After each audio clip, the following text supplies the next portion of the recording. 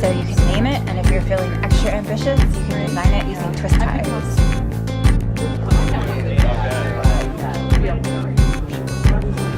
Because that's my job now. Okay.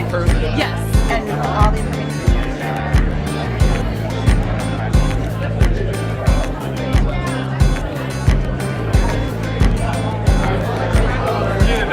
Enjoying the view? It is nice.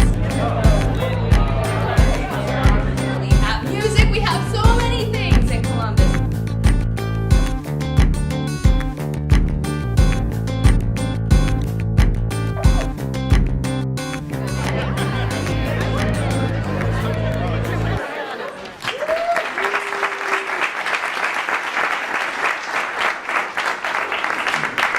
Hi, I'm Aparna and I got nothing. So just managing your expectations there. So the purpose of this presentation is really twofold. I want to give you guys a little bit of an overview of what these grants are, what it entails, what the projects are like, but it's also to contribute to this larger dialogue about how all of you can potentially participate and partner with the city as we move forward with what we're doing for the community. So I wanted to give you a little bit of timeline and history of when things started. I know it's been in the press a lot. People have been talking about it a lot. So can you hear me back there? Just want to make sure. Okay, great. So the journey really started in December of 2015, almost a year ago. So the US Department of Transportation published a challenge. They called it a Smart City Challenge for mid-sized cities. So any city with a population between 250,000 and 800,000 could compete. And they said, we will give $40 million to one city to help them realize what their vision is, what they think it means to be a smart city, whether it's to be safer, less congested, test cutting edge technology. So this was announced in December, so we had to gather the community around us, get their input, put a preliminary vision out to them, and this was sometime January, February. We didn't have a lot of time. And then in mid-March, they said, you're one of 7 finalists, okay? So 78 cities across the country competed, 5 from the great state of Ohio, and we were one of 7 finalists, the other cities being Portland, Austin, Denver, Pittsburgh, San Francisco, Kansas City, right? And then they said, oh, by the way, now we'll give you $100,000 more, and you have to create your final application, which details all the projects, your budget, and you have less than 60 days to do that. So May 24th is when your final application is due. So again, this was a big community lift. We had lots of partners helping, contributing their thoughts, ideas. So we submitted our application on May 24th. In the meantime, the Vulcan Foundation, which is the philanthropic arm of Mr. Paul Allen, co-founder of Microsoft, said, we are announcing a grant, and this is April. And if you want to apply, by the way, it's due on May 24th. Great. So we did a lot of heavy lifting, got that application in, and then we got a call from the federal government and said, okay, we now have your applications. You will be interviewing with the federal government in DC, June 7th. Okay. So we prepared, so we went there, we had all these interviews with them, and it was very much a cloak and dagger affair. They had the cities very segregated. You couldn't listen in, so it was very closed. The only people that could attend were USDOT and Vulcan for the interviews. You could have maybe 2 or 3 other representatives from the city. And you could see as you walked along these big corridors, you had a sign that said San Francisco, and you couldn't see them though. So I got talked into trying to eavesdrop on an interview by one of my colleagues that shall go unnamed. So there are these big doors, and I'm kind of trying to act really cool, right? We were there about literally 30 seconds. Somebody opened the door and walked out. And I was like, and I was looking around for my colleague, nowhere to be seen. Just, you know. So gave all such attempts up. Did the interview, then we had about an hour of technical question and answer session. very detailed. And then the following day, there was a mixer where we got to meet all the other city colleagues. And of course, I got a lot of attitude from Portland and Austin. They're like, Columbus, who? And I'm like, I'm going to remember this. And then San Francisco said, we'll invite you when we win. I'm like,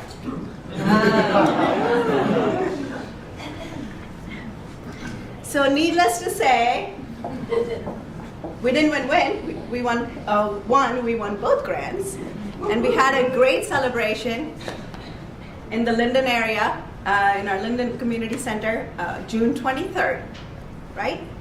So then in July, we had to go back to DC to iron out details about the cooperative agreement with the federal government, and it was end of August when we got our co-op agreement with USDOT. So we've had about really 2 months to put all these parts and pieces together and start working on it. So I just wanted to let you know.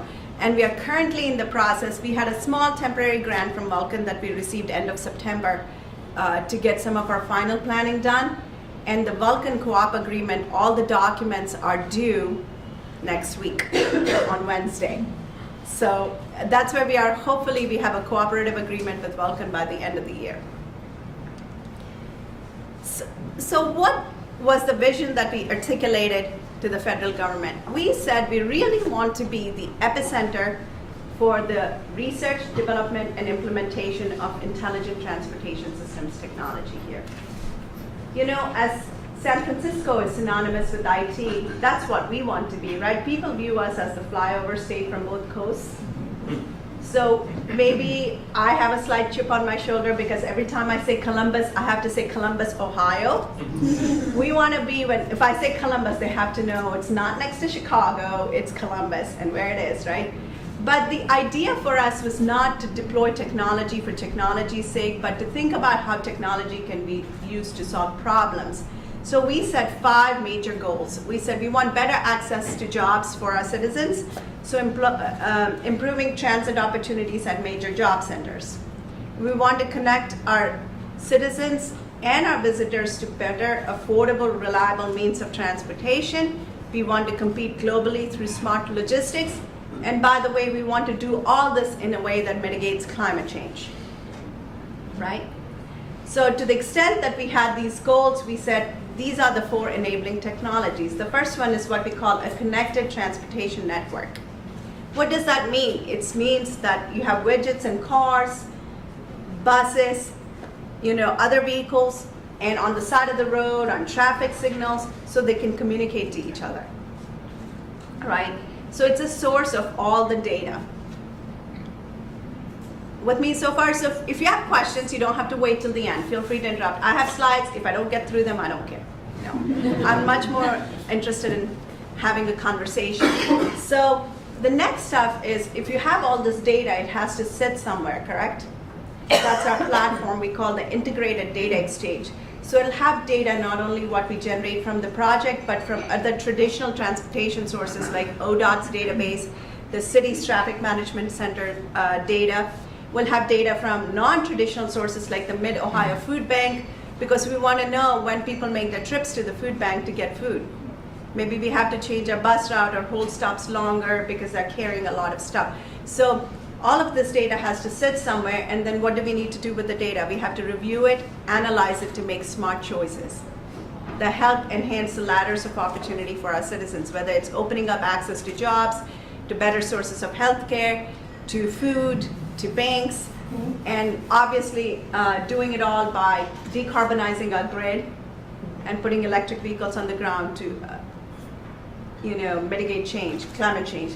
So the other thing that we did that no one else did was to organize ourselves into different kinds of districts. So even though we had about less than 60 days to put our final application together, we spent most of the time reaching out into the community to say, what problems do you face?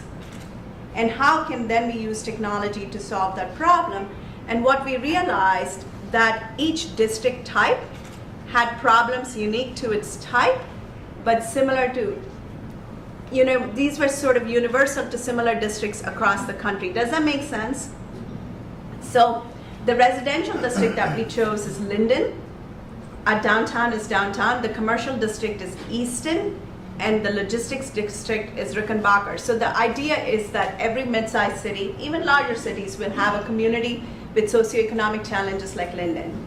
They have a downtown, they have a commercial district where people shop. They may or may not have like a Rickenbacker airport, but for us, we are much more interested in not just winning, but that everybody wins, and so we can create this playbook that people can follow, right, and apply to their scenario. So the outcomes we are hoping for a safer, more mobile, accessible city and reduction in greenhouse gas emissions. With me so far? Yeah. So here's just the to orient you geographically where these different districts are. And the first neighborhood I'm going to talk about, the first district I'm going to talk about is Linden. So how many of you have been to Linden? That's wonderful. So you know that decades ago when we built I-71 to solve our transportation issues, we ended up physically sort of cutting this community off from access to jobs and amenities and opportunities. So there's a very high incarceration rate for youth, high unemployment rates. Area is, a banking desert. A lot of the residents don't have cars. They're cash-based. And what does this look like? Can anyone tell me what this picture is? Yeah, it's depressing. And it's a bus stop, yes. 3 of the top 25 highest crash intersections in this region are also located in Linden. Most of the residents report that the primary source of food are convenience stores like this one, not grocery stores. And one of the worst challenges faced by this community are healthcare issues. I love showing this picture because if you can see, the medical center is closed. Can you guys see that? But the dentist has to actually put up a sign to say, look, we are still open, can you come, you can come in. So the infant mortality rates in Linden are 4 times the nation's average. And they are 2.5 times more acute for black babies than for white babies. So they're 2.5 times more likely to die prior to their first birthday. And this is a community of 30,000 people. So the mayor, the city cares a lot about this, and we have our Celebrate One initiative, which is all about getting babies to their first year of life so they can celebrate their first birthday. So now you have a community of 30,000 people with these sorts of healthcare challenges where amongst this community, there's not even one OBGYN office in this entire neighborhood. Okay, so how do we take that? How do we take challenges like this? And what are some of the things we can think about? If you look at what's common with access to fresh food, access to grocery stores, access to jobs, access to healthcare, access to amenities and recreational opportunities, what is the common factor here? Transportation. That's reliable, affordable, cheap, right? People don't see that connectivity. So we said, what can we do here? So we have a tremendous partner with CODA. They're investing $37 million in their CMAX BRT line, right? And they're going to upgrade those transit stops. Mary, you said that looks depressing, right? So they're going to, you said that. But I agree. They're going to upgrade these transit stops along the way. And they're going to connect this community along with our other high-need communities like Milo Grogan and Hilltop to major employment centers, Easton, Polaris, downtown. Right, so opening up that. But there's still first mile, last mile challenges. How many of you are familiar with the term first mile, last mile challenge? What does that mean to you? It's helping getting folks from their homes or their final destination to the bus stop and filling in the gaps where the public transportation may not go directly to or from their starting or ending destination. Right, sometimes people may have to walk a couple of miles even to get to the bus stop, and then they're waiting at the bus stop, and then when they get off, they may still have, quite a bit to walk to get to where they finally need to go to. So we said, why don't we extend bike share and car share services up to the bus stop to sort of ease the issues with the first mile, last mile challenges. So how many of you have used Uber? What do you need to use Uber? What else do you need to use Uber? Credit card. So what if you don't have either of those? Right? So those are services that are just not available to that population, right? Or even if you have a phone and you don't have a bank account or a credit card. So we said, what can we do here? So the notion is that with these transit centers, maybe we'll have a kiosk where people can take cash and convert it into what we call a smart payment card. So I don't know if it's a physical card, maybe it's an app on the phone, maybe it's both for those that don't have phones, that can then be used to pay across all modes of transportation, whether it's car to go, whether it's Uber, Lyft, or it's Coda. But there are some challenges, right? Because Coda is agnostic in terms of who's on their buses.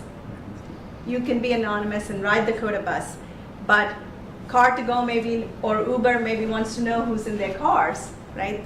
So we have to think through, how do we take cash, convert it into a payment system that can then be used across all modes of operation, and ideally we could then extend those to beyond transportation sources to grocery stores and other retail sources.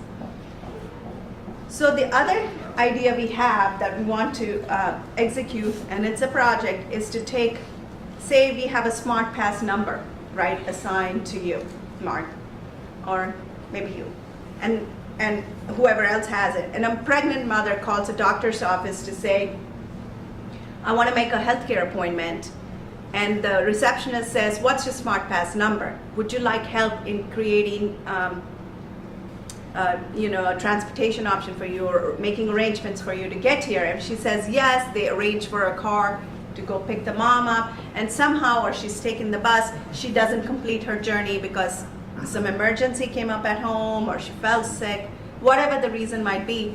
There are flow analytics in the back end that tell us that the journey was not completed. So then we can have a follow-up visit from our health department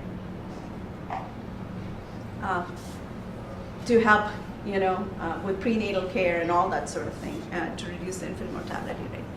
The other issue that the community members face is lack of internet service, or very spotty internet service, because the coaxial infrastructure, coaxial cables in the neighborhood have not been upgraded for a long time, don't see a lot of market interest in doing that. So there's a big digital divide in addition to the physical divide. So let me ask you this, if you have to apply for jobs or educational resources, where are all these resources located? Online, right? They want people go to the library mainly not to check books out, but to use the computers that are there so that they can get career development resources, apply for jobs, get educational resources for their kids. So we said, okay, there are issues with safety, walkability. There's some issues with digital access. What can we do here? So the idea was, let's think about smart streetlights, right? That are motion sensitive, so that they turn on, makes it safer, more walkable. Oh, by the way, can we put air quality sensors to determine the environmental quality? Can we put Wi-Fi infrastructure so that we can provide digital access for free? And we said, why not? So those are the projects in the Linden neighborhood targeted to addressing the issues that the community faces. With me so far? So the next neighborhood I want to talk about is the commercial district. How many of you have been to Easton? How many of you had to drive around to find a parking spot at Easton? So at peak, there are 400,000 visitors, I think. There are over 40,000 jobs, and there's a lot of congestion on the freeway, and people are talking about adding another exit, which is very, very expensive solution, right? You're never going to build yourself out of this problem. Lots of jobs there, a lot of high-paying jobs, but also jobs in the food service sector. There are warehouses, high turnover rate for these jobs. Why? Is, again, reliable options, right? So all of you raise your hand again. How many of you have been to East End? How many of you have taken the bus to East End? Okay. So is the bus very close? The bus stop very close to? You gotta walk. You gotta walk quite a bit, right? So we said, what can we do here to test cutting edge technology and try and not only demonstrate proof of concept for technology, but address these first mile, last mile challenges, right? So we said we will deploy 6 to 12 passenger shuttles, but these will be electric, they will be autonomous, they will be connected. So autonomous means self-driving, right? Connected means they have the ability to communicate. And electric, because their source of fuel, it's not going to be an internal combustion engine, but it'll be electricity driven. So we said maybe we start one loop at the transit center and have the shuttle takes people to the warehouse district. Another loop may start at the transit center and take people to an office area. And one more loop could be within the shopping area, so people don't have to move their cars while they're shopping for different things. They can park in one place and then take this around. Right? Yeah. Question. There was an effort to remove the bus line from Linden to Easton because there was an assumption that whenever there was challenges in Easton that it came from that space. So if that was allowed by CODA to remove that bus line, how would this then kind of roll back that effort since CODA is a partner here? So I'm not familiar with those efforts, but I do know that the CMAX BRT is going to go from Linden to East End and to this transit center. and to the transit center at East End. That's our understanding.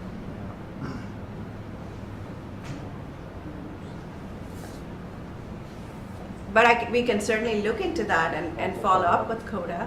Especially But- when you're thinking about jobs. we know Yeah, that bus I understand. Yeah, it also makes me think about it can get set up. You know, City Center right here was a fabulous place. A few things happen, and then they close it down. So if you go through all this initiative, and then there's a perceived problem with people coming from Linden, what are we going to do to be sure that it isn't terminated? I mean, CODA is making a heavy investment, $37.5 million. $37.5 million to put in this bus line. This is not infrastructure that can just be pulled. And I know that as a community, with the mayor's interest in developing neighborhoods, he's got an entire neighborhood department. Our notion is this not to be something for 4 years, but the idea is to sustain it beyond the grant period, and I can talk more about that, what some of our ideas are to do that. That's why we didn't look at it as a series of pilots or proofs. It's more like how do we address challenges and have this grow so that others can adopt it. There was a question. Yeah. Another issue with like walk, taking the bus, Yeah. it's not very bike friendly either. So I I can't- talked to, it's not bike friendly. Yeah. So I talked to people at Easton about what we're gonna do about bikes, and that would be like a really awesome thing to put together because you can't park your bike anywhere. Jeff's my colleague.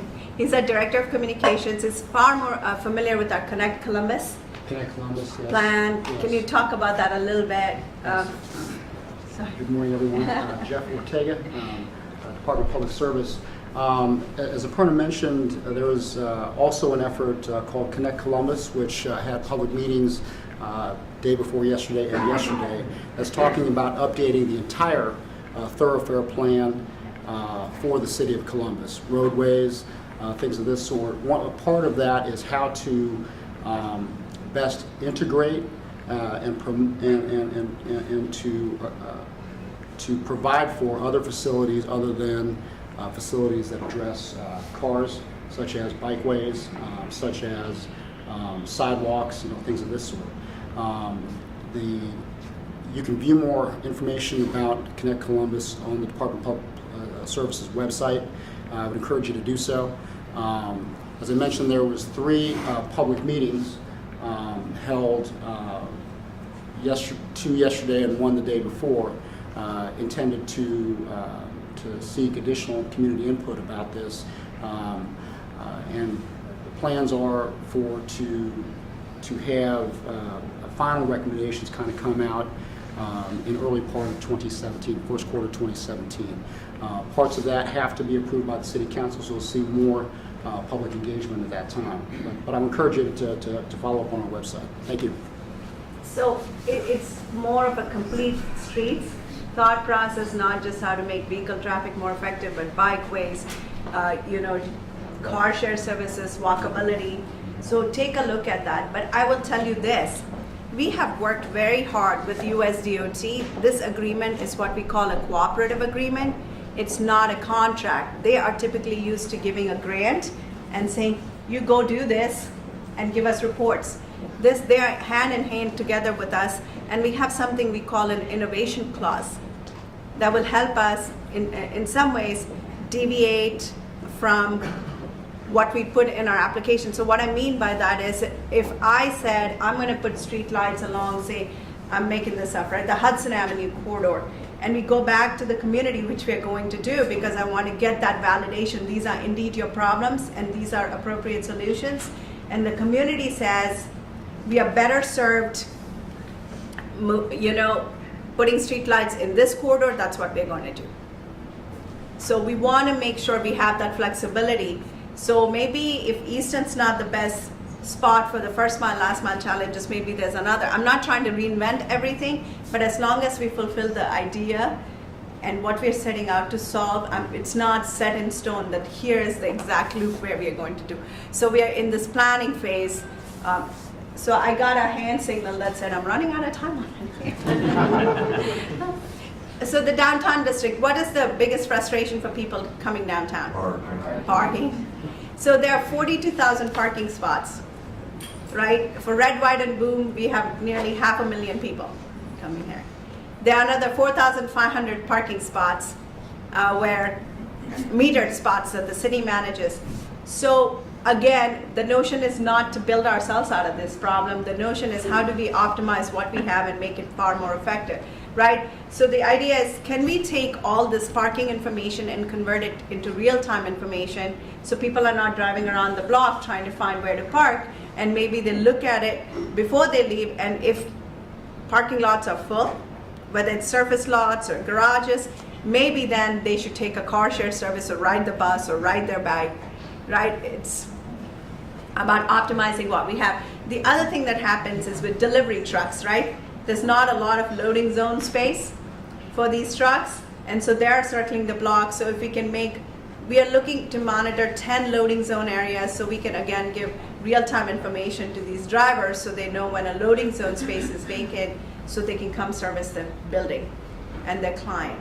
And the other thing we're going to do is employ radio frequency ID tags to make our permitting process much more efficient. Because sometimes residents have issues with people taking up their permitted spots. So as we drive around, we'd be able to know if this person or this car should be in the spot or not. And it makes the permitting process more efficient and the enforcement more efficient to reduce frustrations by our citizens, right? The last district is logistics. How many of you have been to Rickenbacker? That's pretty good. It's one of the world's cargo-only dedicated airports. It's the 10th largest, busiest foreign trade zone, I think is what they call. And we are within 10 hours driving distance of 47% of the country's population. So it's a huge contributor to our GDP. There's tons and tons of cargo. I think we're number 2 in shoes or something like that, textiles. I mean, the stuff that comes in and out of this airport is truly, truly impressive. So there are a lot of warehouses that are co-located, right? Makes sense. So it causes a little bit of congestion around the south end. Alum Creek Drive and things of that nature. So there we want to implement a technology called truck platooning, where 2 trucks, have you seen them do this on the freeway? They follow at a safe aerodynamic distance. Chris can probably speak to this far more. It's some sort of coupling of the 2 trucks, wireless coupling of these 2 trucks. It increases the aerodynamics, it reduces fuel consumption, leads to energy savings. So we're going to do this kind of truck platooning. And how many of you have seen semi-trucks on exit ramps and off ramps? You know, it's not the safest thing to do. They have to travel long distances, so they have to fulfill what they call hours of service rest requirements. So sometimes they don't know where they can safely pull over. So we are working with Indiana, Michigan, Pennsylvania to create a database of where all these rest stops are, so we can provide these to all these drivers so they know where the safe place they are, where they can fulfill the hours of service rest requirements. And the third issue that we're trying to solve here, it's a very technical term. I call it a can opener bridge. You know, these incidences don't happen very often, but when they do, they're very expensive to clean up and address. So to the extent that we can get information on where their height and weight restrictions and circulate it to the truck drivers so they know which roadways or bridges or overpasses they can go safely to, that is the idea in the logistics district. So, of course, we're going to do all of this in 4 years, from start to finish.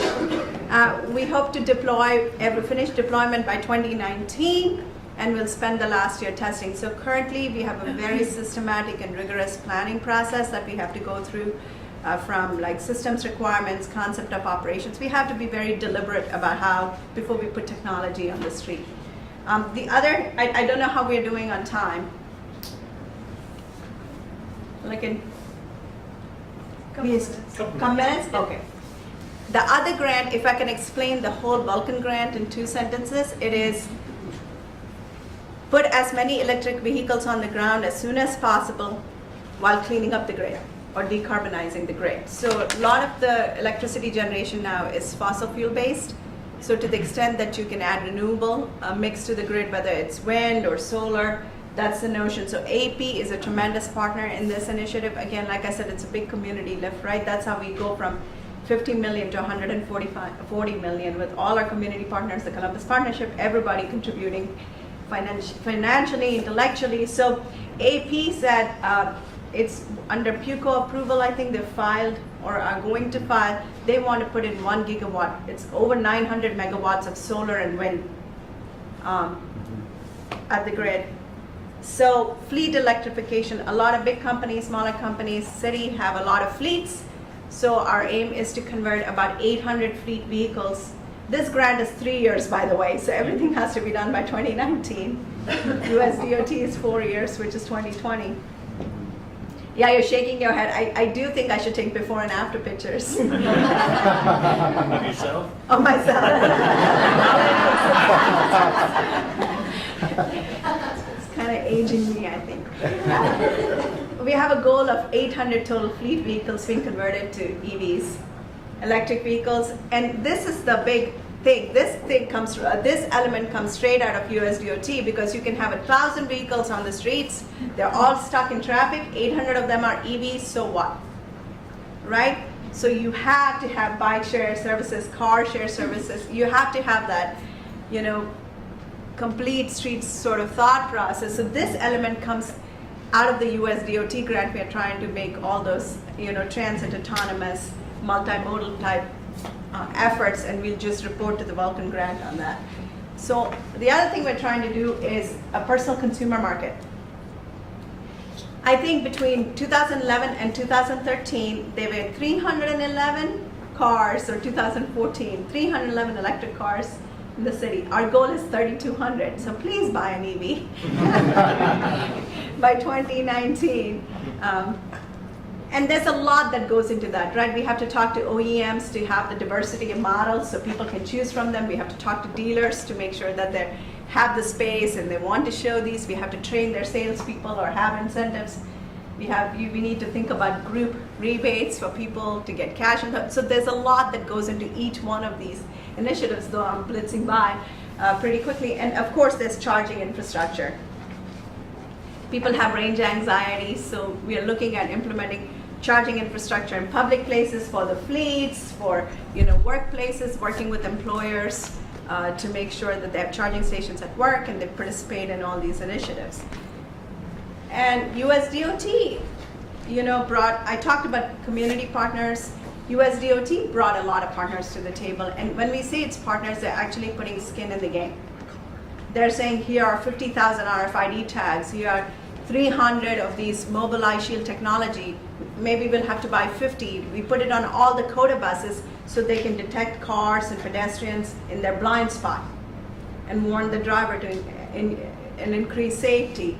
So we also have all of our local partners. I keep telling you, we have a big tent. We are looking for more partners. We are interested in expanding the size of the pie.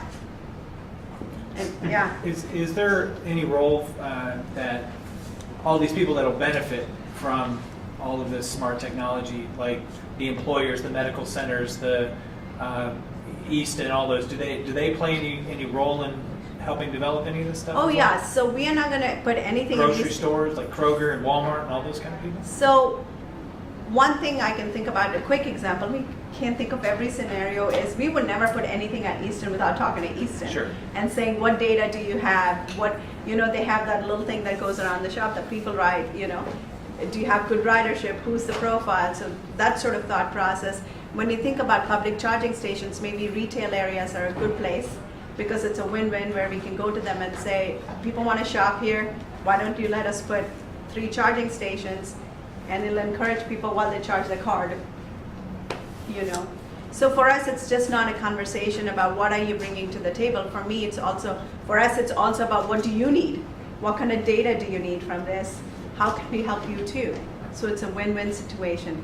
And because of that, we've organized, so the whole USDOT grant is 15 projects, Vulcan grant is 10 projects. We have multiple working groups, and embedded on each working group is a faculty member, both from Ohio State. We talked to Columbus State now to add a faculty member to have these kinds of, because we can't think of everything, Mark, And what I'm worried about more is you don't know what you don't know. So we need the expertise from the community to inform this process and engage.